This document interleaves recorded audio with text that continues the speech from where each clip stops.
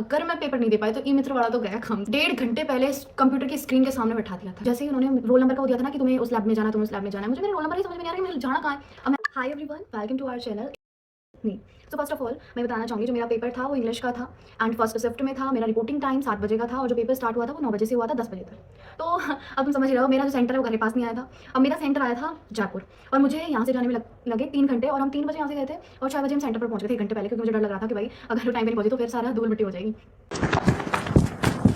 उसके बाद हम सेंटर पर पहुंचे 7 बजे। उन्होंने अंदर लिया, मतलब जो भी हमारे रोल नंबर आ गए थे। सबसे बड़ी बात भाई, जैसे ही उन्होंने रोल नंबर का दिया था ना कि तुम्हें उस लैब में जाना, तुम्हें उस लैब में जाना है, मुझे मेरे रोल नंबर ही समझ में नहीं आ रहा कि मुझे जाना कहाँ है। अब मैंने ना 2-3 लोगों से पूछा, कोई बोल रहा है लैब फर्स्ट, लैब सेकंड, कोई क्या बोल रहा है। अब मेरा दिमाग खराब हो गया भाई। मैं टीचर से पूछ रही हूँ, उसे खुद को समझ में नहीं आ रहा कि कौन सा लैब है। वो मुझे बोल रहा है किधर लग तो रहा है, तुम देख लो अपना। फिर मैं बोल रही हूँ कि सर आप ही बता दो भाई, मुझे तो नहीं समझ में आ रहा।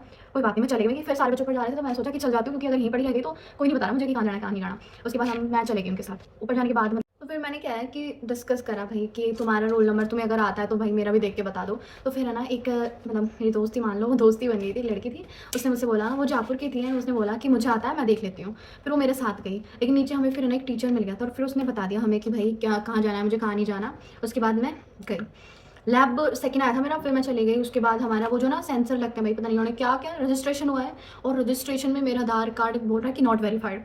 यहाँ पे क्या हो रहा है भाई? यहाँ पे क्या हो रहा है भाई? अब मेरे दिमाग में सिर्फ एक ही क्वेश्चन आ रहा है, अगर मैं पेपर नहीं दे पाई तो ई मित्र वाला तो गया काम से। मतलब जब मेरा दिमाग खराब हो गया था, क्योंकि 2-3 बार उन्होंने करा ना रजिस्ट्रेशन, वो बोल रहे कि वेरीफाई नहीं हो रहा, वेरीफाई नहीं हो रहा, क्योंकि मेरा मिसमैच हुआ था वो आधार कार्ड के साथ ना। तो मैंने ठीक भी करवा लिया था, फिर भी वो बोल रहे थे। उसके बाद लास्ट में हो गया था, फिर उन्होंने बोला कि अटेंडेंस के लिए जाओ। सबसे बड़ी बात, सेंटर पर सिर्फ भाई 10 लड़की थी, सारे लड़के लड़के भरे पड़े थे। कोई मतलब मैं सोचूं कि भाई लड़की क्यों नहीं आई पेपर देने। और है ना, मतलब बहुत सारी सीट्स खाली थी क्योंकि बहुत सारे बच्चे नहीं आ पाए थे। सुबह का था भाई पेपर, कौन आएगा इतनी दूर से। फिर हमारा पेपर स्टार्ट हुआ, हमें 1.5 घंटे पहले कंप्यूटर की स्क्रीन के सामने बैठा दिया था और फिर हम देख रहे हैं कब निकलेंगे, 1.5 घंटे कब निकलेंगे। एकदम से स्टार्ट हुआ, मतलब 1.5 घंटे हमारी 1.5 साल बन गई थी। फिर उसके बाद जैसे ही पेपर स्टार्ट हुआ ना, फिर वो 60 मिनट कैसे निकली ये मुझे नहीं पता लगा।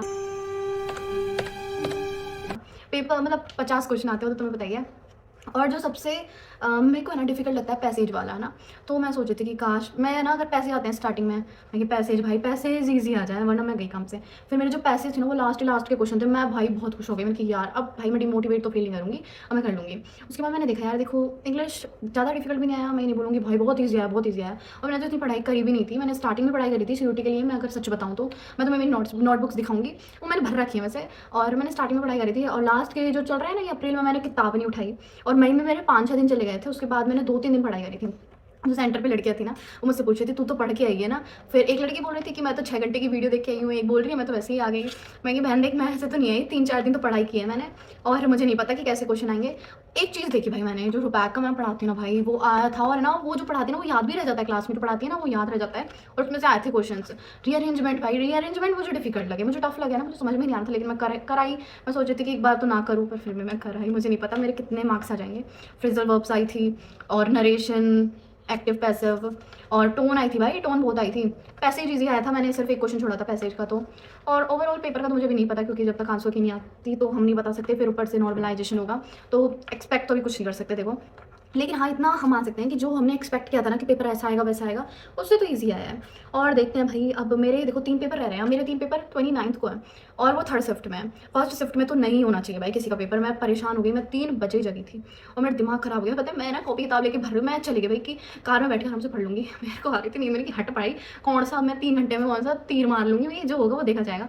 मैंने नहीं वो किताब भी उठा के देखी और लास्ट में ना, जब मेरे को ना अगर मैं पढ़ लेती ना तो मतलब उसमें एक क्वेश्चन था वो आया था, मेरे को बस कन्फ्यूजन हो रहा था, फिर मैं उसे छोड़ी आई। बहुत सारे क्वेश्चन में मेरे को कन्फ्यूजन हुआ था, 2 ऑप्शन लग रहे थे मुझे ना, तो फिर मैं करके ही आई हूँ कि भाई देख लूँगी, अगर ख़राब गलत भी गया तो कोई नहीं। तो दैट्स ऑल। और तुम्हें ऑल दी बेस्ट। और अगर तुम्हारा आज पेपर हुआ है फर्स्ट शिफ्ट में तो बताना तुम्हारा पेपर कैसा गया।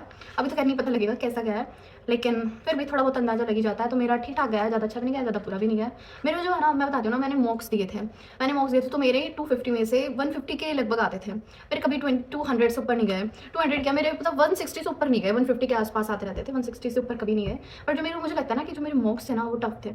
मैं कल सोच रही थी कि कल मैंने कम से कम 5-6 मॉक्स दिए थे, 5-6-6-7 जितने भी। मैं सोची कि रात में दूंगी, लेकिन फिर मुझे लगा कि अब पढ़ना चाहिए, मॉक सब मैं कल ही दूंगी, वो जो लास्ट मॉक रहेगा मैं उसे ही दूंगी, मैं ये सोच रही थी। और देखो अब मेरे 3 पेपर हैं, अब मुझे नहीं पता उधर, अब मेरे को लगता है यार वो पेपर इजी आने वाला है। जैसे हम सोच रहे हैं ना कि भाई इतना हवा बना रखा है हमने, इतना भी डिफिकल्ट नहीं आएगा। और इंग्लिश का पेपर तो होता ही अनएक्सपेक्टेड है। मुझसे बहुत लोगों ने पूछा कि तैयारी कैसी है, मैंने कहा तैयारी तैयारी चैप्टर मतलब क्या सिलेबस की तैयारी होती है, सिलेबस है ये अनलिमिटेड सिलेबस, इसकी तैयारी नहीं होती भाई। लेकिन क्या पता भाई जो पढ़े वही ना आए तो फिर क्या रोएंगे उधर बैठ के कि भाई क्या करें हम। तो ये तो भाई अलग ही है।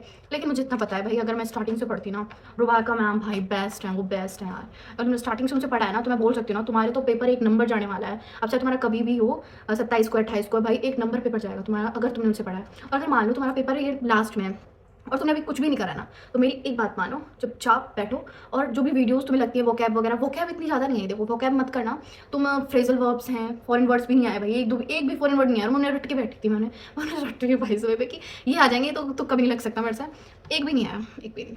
रीअरेंजमेंट इनकी प्रैक्टिस कर लेना, पैसे तो देखो ईजी आने वाला है, तुम कर लोगे। और वोकैब इतनी नहीं आएगी, फ्रेजल वर्ब्स आ रही हैं, नरेशन वगैरह, भाई ग्रामर आ रही है ना। ऐसे वो एरर वाले भी नहीं आए, इतने एक दो आए थे पर इतने नहीं आए। और तुम बताना तुम्हारा पेपर कैसा गया और कैसा जाने वाला है, वो तुम्हें बता सकती हूँ। अगर तुमने पढ़ाई की है तो बहुत बहुत अच्छा जाएगा, और अगर नहीं किए तो भी अच्छा जाएगा। ऐसा नहीं है कि तुम भाई फेल हो जाओगे, तुम्हारे 100 से कम नंबर आ जाएंगे, 150 तक तो तब भी आ जाएंगे अगर तुमने थोड़ी बहुत तो करी होगी ना भाई। ऐसा थोड़ी ना है बिल्कुल ना पढ़ के जा रहे हो, नहीं ठीक है। और बाय। और कमेंट में कुछ तो पूछना भाई, मैं भी मदद करना चाहती हूँ कि मैंने क्या एक्सपीरियंस किया भाई। बहुत बहुत ख़राब एक्सपीरियंस था मेरा। मैं तो भाई एक बार के लिए ब्लैंक हो गई थी, अगर मेरा वेरीफाई नहीं हुआ आधार कार्ड तो मेरा आगे होगा क्या, मैं तो बैठी रह जाऊँगी क्यों। बहुत बहुत ऐसा था भाई। और उधर वो जो एग्ज़ाम हॉल था, उधर लोग इतने और सफोकेशन ऐसा और गर्मी इतनी, मेरे तो सिर में दर्द कर दिया उसने। वो ना लास्ट में जैसे ही होता है ना कंप्लीट, तो वो बोल रहे फीडबैक दो, मैंने फीडबैक कुछ नहीं दे रही, मेरा दिमाग खराब हो गया। फिर वो भरना पड़ा दिमाग। और फिर एक और टीचर बोल रहा था कि अभी मत जाओ, मैं कि यहीं बैठा रहना है क्या, मैं अभी मत जाओ, सब जा रहे हो और हमसे बोल रहे अभी मत जाओ। मैं तो चाह गई, मैंने कि नहीं भाई, अगर यहाँ रुक गई तो फिर मैं मर जाऊँगी यहाँ पे। सो थैंक यू, मेरी पूरी बकवास हो गई है। लेकिन अगर देखो अगर तुम्हें कुछ भी पूछना हो तो तुम पूछ लेना भाई। देखो मैं जो मेरे को लगा जो तुम्हें बताना चाहिए वो मैंने बता दिया है। और जो तुम्हें पूछना है वो तुम मुझसे पूछ लो कमेंट्स में, मैं सब कुछ बता दूँगी।